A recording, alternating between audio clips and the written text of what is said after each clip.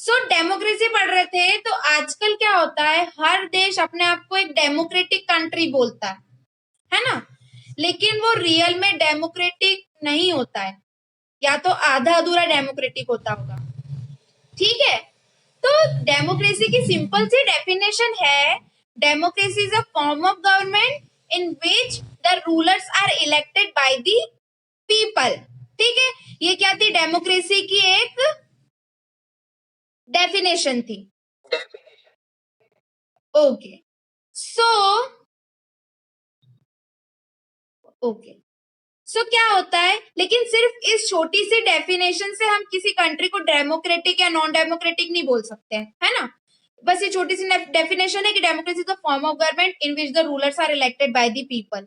जैसे मैंने कल आपको बता ही दिया था कि फॉर्म ऑफ गवर्नमेंट क्या होगी, रूलर्स क्या होंगे, इलेक्शन कैसे होंगे, पीपल कौन होंगे जो वोट देंगे, है ना। तो इस छोटी सी डेफिनेशन के बेसिस पे हम ये तो नहीं बोल सकते कि कोई भी कंट्री डेमोक्रेटिक है या नॉन डेमोक्रेटिक है। Is it clear to everyone? Yes ma'am. तो उसके अब अगर हमको जानना है कि कौन सी कंट्री डेमोक्रेटिक कंट्री कहलाएगी और कौन सी कंट्री नॉन डेमोक्रेटिक कंट्री कहलाएगी, तो उसके लिए हमको डिटेल में पढ़ना पड़ेगा, है ना। तो डेमोक्रेसी क्या होती है, डेमोक्रेसी के कुछ फीचर्स होते हैं जो एक कंट्री को पूरे करने होते हैं, है ना। अगर उसे आप असली में डेमोक्रेटिक बनाना चाहते हो तो, ठीक है। तो जैसे कुछ पॉइंट्स है इसके अंदर, एक पॉइंट है वो है, in a democracy the final decision making power must rest with those elected by the people. मतलब इसका इतना है कि जनता जिन लोगों को चूज करे वही रूलर्स रूल बनाए। बट बहुत सारे देशों में ऐसा होता नहीं है। जैसे कि हम कुछ कंट्रीज के बारे में पढ़ेंगे अभी आगे।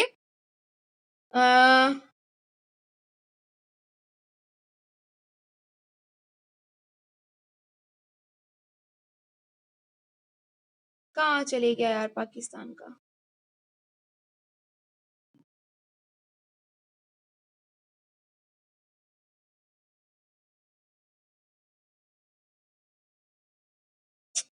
मिल ही नहीं रहा, मुझे तो दिख ही नहीं रहा है।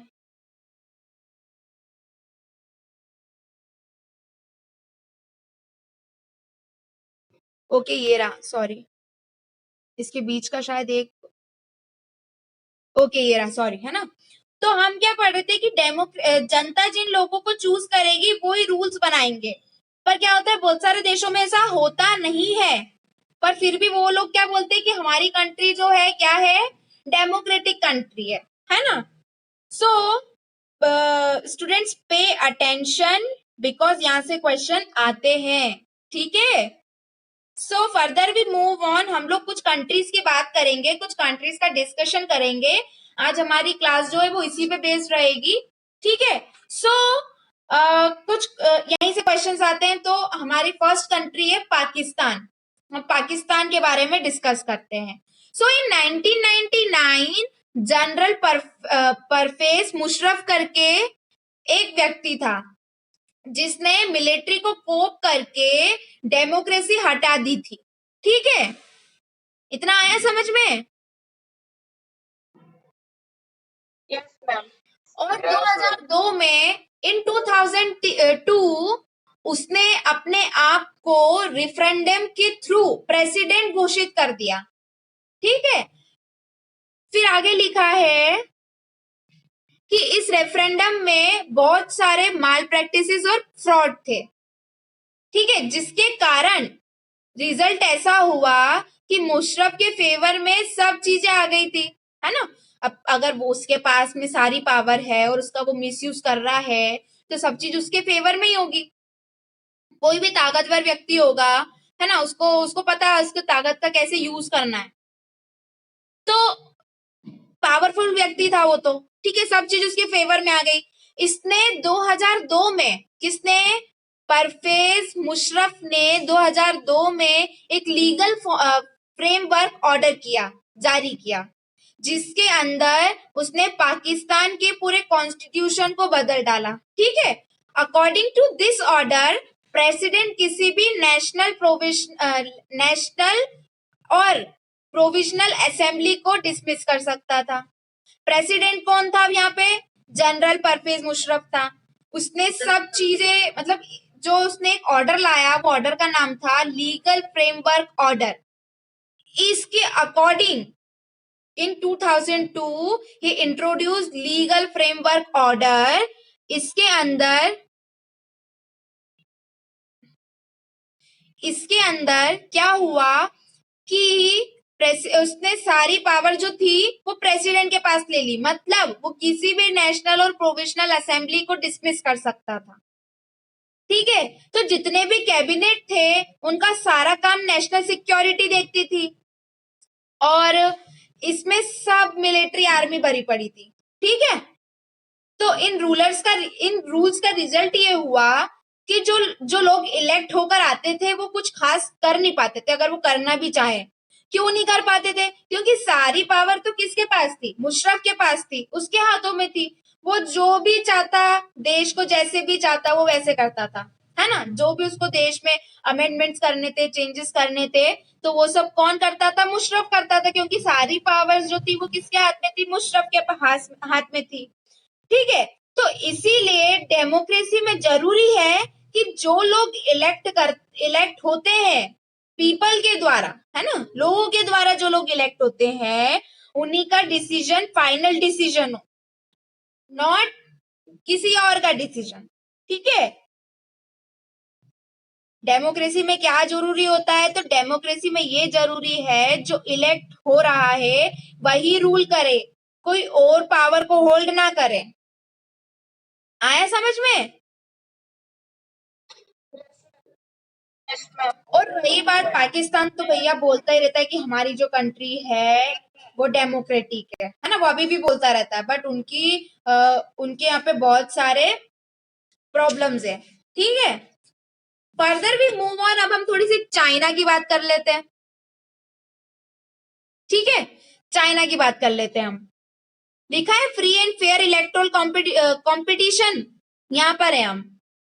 तो चाइना में ओके, तो चाइना में क्या होता था? Every 5 year election is held, मतलब हर 5 साल में इलेक्शन होते थे, जिसमें से 3,000 लोगों को चुना जाता था, जो वोटिंग से प्रेसिडेंट को चुनते थे। मतलब हर 5 साल में इलेक्शन होंगे उनके यहाँ पे, और 3,000 लोगों को वो चुनेंगे जो प्रेसिडेंट को वोट करेंगे।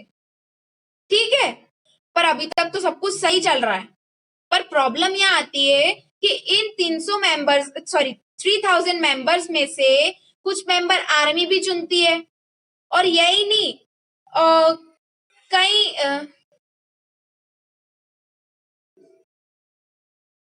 और इतना ही नहीं था, कुछ कैंडिडेट्स जो इलेक्शन लड़ना चाहते थे उसे पहले तो चाइनीज कम्युनिटी से अप्रूवल लेना पड़ता था कि हमको अब इलेक्शन लड़ना है तो हमको अप्रूवल दीजिए वगैरह वगैरह। ठीक है, इसका मतलब सिर्फ इतना था कि चाइनीज कम्युनिटी की पार्टी और 8 छोटी पार्टीज जो सीसीपी मतलब चाइनीज कम्युनिटी पार्टी को सपोर्ट करती है, सिर्फ वही इलेक्शन में लड़ पाती थी, और इसी के कारण हमेशा सीसीपी की पार्टी जीतती थी, है ना। एक ही पार्टी है उनके यहाँ पे, है ना। अब वो उसके अंदर से अगर किसी और को लड़ना है तो पहले उनको इनकी परमिशन लेनी पड़ेगी, ये अप्रूवल देंगे तो ही तो ही वो आगे लड़ेंगे। तो पार्टी तो उन्हीं की जीत रही है ना, तो पार्टी उन्हीं की बनती थी। तो चाइना के लोगों के पास कोई ऑप्शन ही नहीं रहता था कि उनको कोई दूसरी पार्टी के मेंबर को चूज करना पड़े। इतना आया समझ में? चाइना का आया समझ में? Yes, ma'am. Okay, so further we move on, we come Mexico. अब हम थोड़ी सी मैक्सिको की भी बात कर लेते हैं।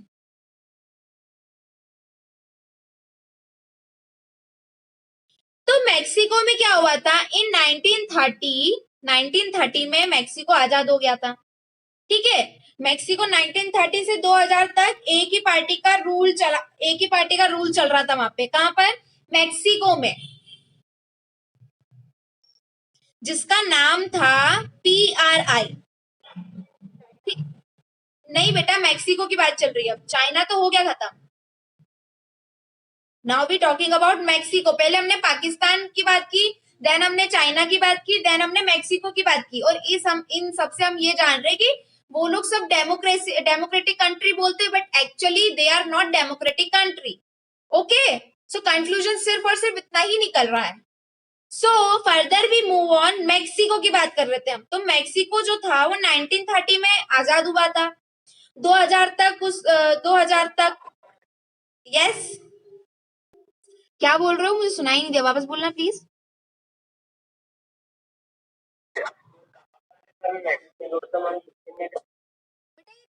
कंट्रीज की बात कर रहे हैं अपने को, 2 कंट्रीज तो पाकिस्तान और चाइना तो दिखी है आपको। मैक्सिको जो है इसी पेज में देखो, पार्टी कॉल PRI। मैंने पेज टर्न कर दिया है, वो यहीं से स्टार्ट हो रहा है। यहाँ देखो, since the independence in 1930 Mexico hold election after every 6 years to elect its president. अपने पेज नंबर 5 पे देखो, free and fair electoral competition में। चाइना के नीचे ही है, ठीक है। तो ये पेज मैंने टर्न कर दिया था क्योंकि इतना मैं बता चुकी हूँ, है ना। मैं क्या बता रही थी, वापस स्टार्ट करें? कोई डाउट तो नहीं है यहाँ तक? पाकिस्तान और चाइना का समझ में आ गया। अब हम मैक्सिको के बारे में पढ़ रहे हैं, ठीक है। ओके, सो मैक्सिको जो था वो 1930 में आजाद हुआ, ठीक है। 2000 तक वहां पे एक ही पार्टी का शासन था, एक ही पार्टी रूल करती थी, और उस पार्टी का नाम था PRI। वैसे तो इसका नाम IRP होना चाहिए, क्योंकि इसका नाम क्या था, इंस्टीट्यूशनल रिवॉल्यूशनरी पार्टी, है ना। अब हमको भैया फुल फॉर्म से तो यही लग रहा है कि इंस्टीट्यूशनल रिवॉल्यूशनरी पार्टी मतलब क्या हो जाएगा, IRP हो जाएगा। बट उनने उल्टा ही देके रखा, PRI देके रखा था, मतलब उन्होंने PIR उनकी पार्टी का नाम देके रखा था, ठीक है। जैसे हमारी इंडियन नेशनल कांग्रेस है ना, तो वैसे ही उनकी भी एक पार्टी का नाम था PRI, बट एक्चुअली उसका फुल फॉर्म था इंस्टीट्यूशनल रिवॉल्यूशनरी पार्टी। बच्चों ये ना ध्यान से सुनना, यहीं से क्वेश्चंस आएंगे आप लोगों को, सो पे अटेंशन। सो क्या था कि उस पार्टी का मतलब 1930 से लेकर 2000 तक उसी का राज चल रहा था, वही शासन करती थी, ठीक है। तो पता नहीं इसका नाम PRI क्यों रखा है, शायद हो सकता है कि ये पार्टी पूरा ही उल्टा काम करती हो, है ना, हो सकता है मे बी। हाँ, IRP तो रखना चाहिए, क्योंकि फुल फॉर्म तो यही बोल रहा है कि इंस्टीट्यूशनल रिवॉल्यूशनरी पार्टी, पर उन्होंने नाम IRP नहीं रखते हुए PRI रखा था, मतलब बिल्कुल उसका अपोजिट रखा था। अब मे भी हो सकता है ये पार्टी उल्टा ही काम करती हो, उसको खुद को ही पता हो कि हम सारे काम उल्टे करते हो, तो उन्होंने उनका नाम पहले से ही उल्टा रख लिया था, है ना, मे बी।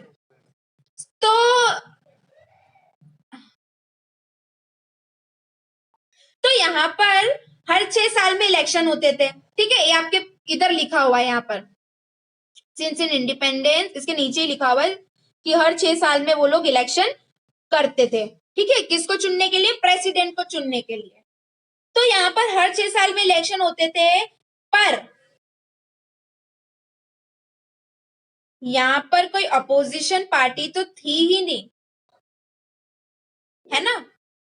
मैंने फर्स्ट लाइन में बता दिया कि 1930 से 2000 तक तो भैया इनकी एक ही पार्टी थी, जो कि PRI थी। अब उसके बीच में ये इलेक्शन करते थे, हर 6 साल में इलेक्शन करते थे। तो नहीं नहीं, सॉरी वेरी सॉरी, यहाँ पर अपोजिशन पार्टी थी, सॉरी, है ना, वेरी सॉरी। यहाँ पर तो अपोजिशन पार्टी थी। एक मिनट को पढ़ लेने दो, मैं भूल गई थोड़ा सा, मेरी largely ignore that activities position. Okay, so यहाँ पर जो थी एक अपोजिशन पार्टी तो थी, पर फिर भी पता नहीं क्या चमत्कार होता था कि हमेशा PRI ही जीतती थी, मतलब इंस्टीट्यूशनल रिवॉल्यूशनरी पार्टी ही जीतती थी। ऐसा पता नहीं क्या होता था, वी डोंट नो, पता नहीं कौन सा चमत्कार होता था, तो हमेशा ये पार्टी जीतती थी। तो ये पार्टी हमेशा फ्रॉड और माल प्रैक्टिसिंग करती होगी, इतना तो सभी को समझ में आएगा कि अगर हर बार यही पार्टी जीत रही है तो कुछ तो गड़बड़ है ना। तो सभी इनके कुछ पॉइंट्स पे इसको डिस्क्राइब किया हुआ है कि क्या फ्रॉड और क्या माल प्रैक्टिसिंग होती थी, क्या करते थे ये लोग। तो सभी गवर्नमेंट ऑफिसर को इनकी मीटिंग में आना जरूरी होता था, ठीक है, भले ही अपोजिशन हो, कोई भी हो, तो सभी गवर्नमेंट ऑफिसर, सॉरी, सभी गवर्नमेंट ऑफिसर्स मतलब जितने भी सरकारी जिनकी भी जॉब थी, मतलब जितने भी गवर्नमेंट ऑफिसर्स थे, उनको इनकी पार्टी में इनकी मीटिंग में आना जरूरी था, अटेंड करना बहुत जरूरी था। ठीक है, सेकेंड पॉइंट था इनका कि गवर्नमेंट स्कूल्स के जो टीचर्स थे वो पेरेंट्स को पीआईआर को इलेक्ट करने के लिए, सॉरी, पीआरआई को इलेक्ट करने के लिए फोर्स करते थे। ठीक है, फर्स्ट क्या था इनका फ्रॉड और माल प्रैक्टिसिंग में कि इनके गवर्नमेंट ऑफिसर्स को, जितने भी गवर्नमेंट ऑफिसर्स थे, उनको मीटिंग अटेंड करना जरूरी था, नेसेसरी था, बिल्कुल, है ना, कंपल्सरी था। सेकेंड क्या आया कि गवर्नमेंट स्कूल के जितने भी टीचर्स थे वो पेरेंट्स को क्या करते थे कि पीआरआई को इलेक्ट करने के लिए फोर्स करते थे कि तुम इन्हीं को वोट दो। ठीक है। थर्ड वन इज कि जो मीडिया जो थी वो सिर्फ और सिर्फ अच्छे काम दिखाती थी, किसके? पीआरआई के। और अपोजिशन पार्टी और जो भी इनके गलत काम थे, गंदे काम थे, उसको सबको इग्नोर कर देती थी। और फिर जो अपोजिशन पार्टी थी उसके हमेशा गलत काम बताती थी, है ना। फिर फोर्थ पॉइंट ये आता है कि पोलिंग बोर्ड्स को उनकी जगह से हटा दिया जाता था और लोग इस तरीके से वोट डालते थे, मतलब उनको भी पता ही नहीं चलता था कि अपोजिशन पार्टी वाले, मतलब जो पोलिंग बोर्ड्स, मतलब जिसके अंदर वोट्स दिए जाते हैं, है ना, उनको हटा देते थे ये। तो फिर उनको, लोग को तो समझ में ही नहीं आएगा ना कि वो डाल ही नहीं पाते थे दूसरी तरफ, अपोजिशन वाली पार्टी को तो वोट ही नहीं डाल पाते थे वो लोग। तो फिर वोट किसके पास में आ जाएंगे? पीआरआई के पास में आ जाएंगे। Your fifth point is PRI जो था वो अपने कैंडिडेट्स के लिए बहुत सारे पैसे एकदम पानी की तरह बहाता था,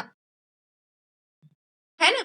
जैसे कि उनके एडवर्टाइजिंग के लिए कि भैया ये हमारा नेता कैसा हो, तो XYZ जैसा हो, है ना, XYZ मतलब कोई भी हो, उसके जैसा हो, बहुत पैसा बहाते थे। जैसे अभी भी हम देखते हैं, अगर हमको वोट्स चाहिए होते, मतलब मंत्रियों को वोट्स चाहिए होते, तो वो लोग क्या करते हैं, या तो किसी को पैसा देंगे या तो फिर किसी को अल्कोहल का वो करेंगे, मतलब कई जगह ऐसा होता है, गांव वगैरह में मान के चलो, खैर हमारे यहाँ पे भी होता है, नॉर्मल सी बात है ये तो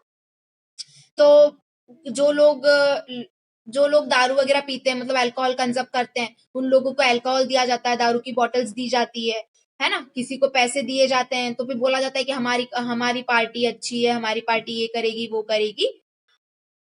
तो पीआरआई जो था वो ये सब करता था। ठीक है, तो उनको हराना तो भैया इम्पॉसिबल ही हो गया, हुआ कि नहीं हुआ? Yes ma'am. है ना, वोट तो भैया सारे उन्हीं के पास में आ रहे, पोलिंग बोर्ड हटा दिए उन्होंने, मीडिया उनकी तरफ थी, कैंडिडेट्स पे पैसे से एकदम वो करते थे। सो इससे हमारे पास में क्या हुआ, डेमोक्रेसी का सेकेंड फीचर आया। और वो सेकेंड फीचर क्या था?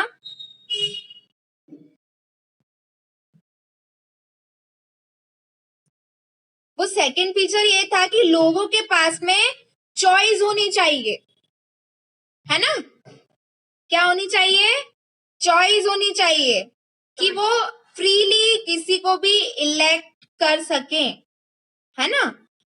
इलेक्शंस फ्री और फेयर होने चाहिए, इसमें जो रूलिंग पार्टी है उसको भी हराया जा सके, ऐसा होना चाहिए। देन थर्ड फीचर ये आया कि हर एक इंसान को वोट देने का राइट होना चाहिए, है ना। हर इंसान को वोट देने का क्या होना चाहिए? अधिकार होना चाहिए। हर इंसान की वोट की वैल्यू होनी चाहिए, जिसको हम क्या बोलते हैं, यूनिवर्सल एडल्ट फ्रेंचाइज भी कहते हैं। आ रहा है समझ में? ये आपका 1 पर्सन 1 वोट 1 वैल्यू दिखा है, वहीं पे हम पढ़ रहे हैं।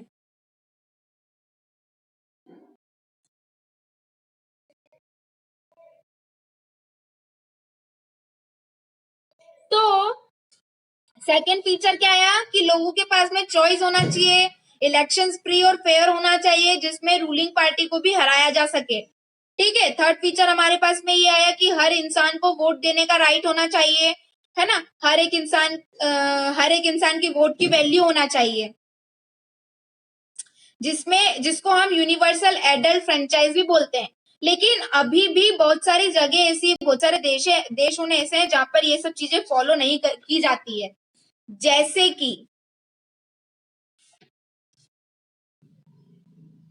जैसे कि साउथ अरेबिया में फीमेल्स को वोट करने का राइट नहीं है। दिखा है यहाँ पे, until 2015 in Saudi Arabia women did not have the right to vote. ठीक है, आया समझ में? Yes, ma'am. Yes, ma'am. Second one is Estonia में जो लोग रशियन माइनॉरिटी से बिलोंग करते हैं उनके वोट कास्ट नहीं करने दिए जाते थे, है ना। लिखा है यहाँ पे, Estonia has made its citizenship rules in such a way that people belonging to Russian minorities find it difficult to get the right of vote. उनको वोट दिए ही नहीं जाने देते थे ना, जो रशियन माइनॉरिटी से बिलोंग करते थे।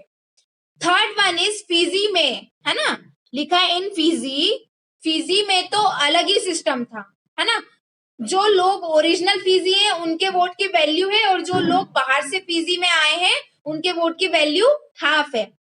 लिखा है in Fiji the electoral system is such that vote an indigenous Fiji has more value than the Indian Fiji. मतलब कि जो फिजी में ऐसी सिटीजनशिप उन लोगों ने लागू कर दी थी कि जो वहां पे रहने वाले ही लोग हैं, फिजी के लोग हैं, उनके वोट की वैल्यू थी, पर जो बाहर से आए थे फिजी में उनके वोट की वैल्यू हाफ थी, आधी थी।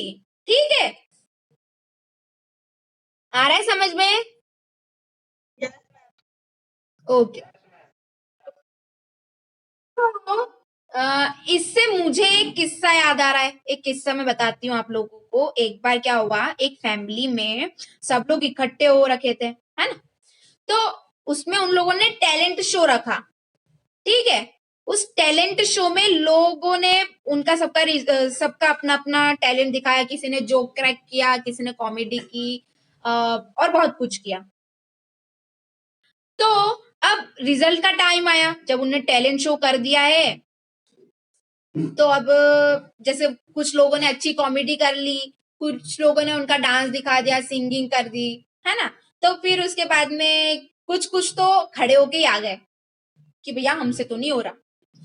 तो अब क्या हुआ कि रिजल्ट का टाइमिंग आया, सबने वोटिंग करी, और जो मेन जज था, है ना, वो उस फैमिली का छोटा लड़का था। एक छोटा लड़का था, उसका नाम रोहन था। ठीक है, तो जिसके वोट की वैल्यू सबसे ज्यादा थी, फिर उसने वोट अपने आप को ही दे दिया। एक फैमिली में एक टैलेंट शो रखा, सबने अपना अपना टैलेंट बताया, पर उसमें क्या बोल दिया उन लोगों ने कि भैया जो सबसे छोटा रोहन है उसके वोट की वैल्यू बहुत ज्यादा होगी, अगर उसका वोट किसी के पास में भी चले गया तो वो जीत जाएगा, है ना। कंक्लूजन निकालना आप लोग इससे, ये जो मैं बता रही हूँ। तो रोहन ने क्या करा, उसने खुद को ही वोट दे दिया। पर उसने क्या किया था वहां पे जाके, उस शो में, टैलेंट शो में जाके उसने क्या किया था, वो तो भैया कुछ उटपटांग सा करके आ गया। उसने एक कहानी सुना दी जिसमें उसने बताया कि एक कुआं था, एक कौवा था, और उसका एक बेस्ट फ्रेंड था डोरेमोन, और वो शिनचैन के घर गया और उनने डांस किया जुम्बा पे, और आ गए। आया समझ में? एक एक उसने उसके हिसाब से, उसकी समझ के हिसाब से क्या बोलते हैं, एक कहानी सुना दी।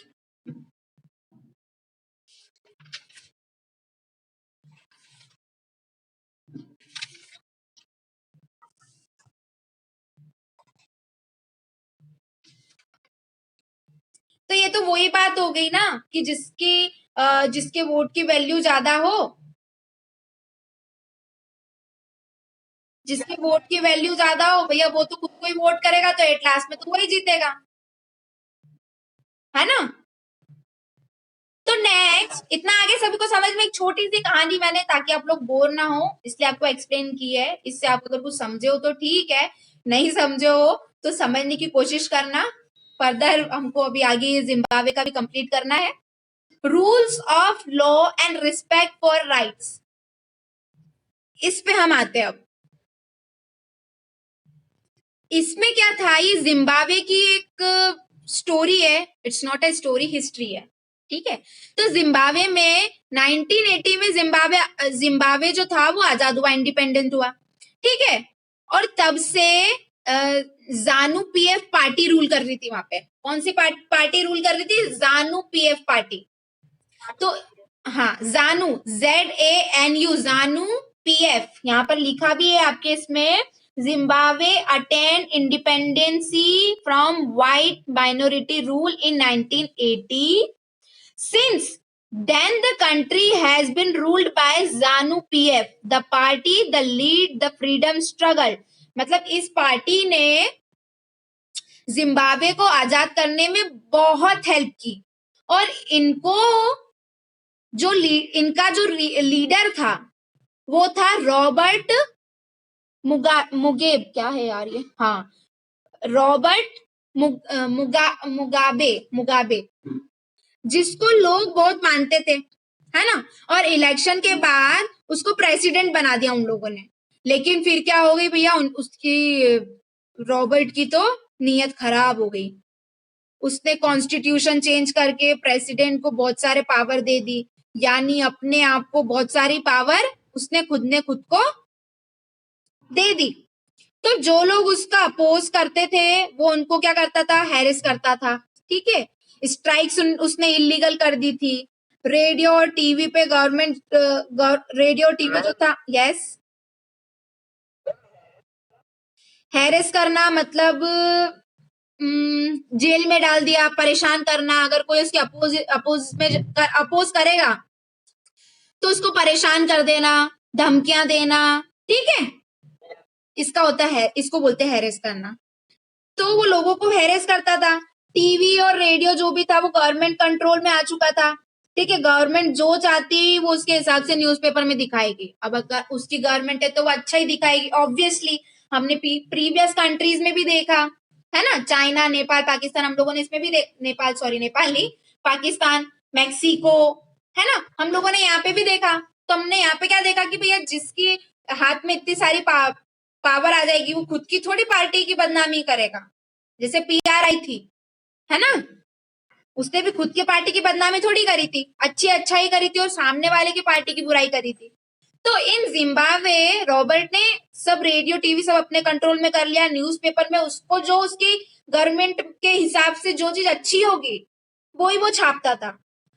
और गवर्नमेंट कोर्ट की बात करें, है ना, तो गवर्नमेंट कोर्ट की बात भी वो नहीं मानता था। जैसे हमारे यहाँ सुप्रीम कोर्ट है तो हम सुप्रीम कोर्ट का जो स्टेटमेंट होता है वो लास्ट स्टेटमेंट होता है। बट हियर, यहाँ पर वो कोर्ट की बात भी नहीं मानता था और जजेस को वो प्रेशराइज करता था कि वो गलत डिसीजन ना दे, उनके फेवर में डिसीजन दे, ठीक है। ऑब्वियसली ये तो होना ही था। तो जिम्बाब्वे में बेसिकली ये हुआ कि जो लोग रॉबर्ट मुगाबे को क्या बोलते यार, मसीहा सॉरी, है ना, मसीहा मानते थे। वो एक जहरीला सांप निकला और उनको ही डस के निकल गया, है ना। पहले तो उनने उसको इंडिपेंडेंसी दिला दी, फिर उनको उनके ऊपर खुद ही शासन करने लग गया, खुद ही राज करने लग गया। तो इससे हमारी डेमोक्रेसी का, यस प्लीज, यस, राज करने लग गया था, फिर उसने वापस से इंडिपेंडेंस छीन ली लोगों से।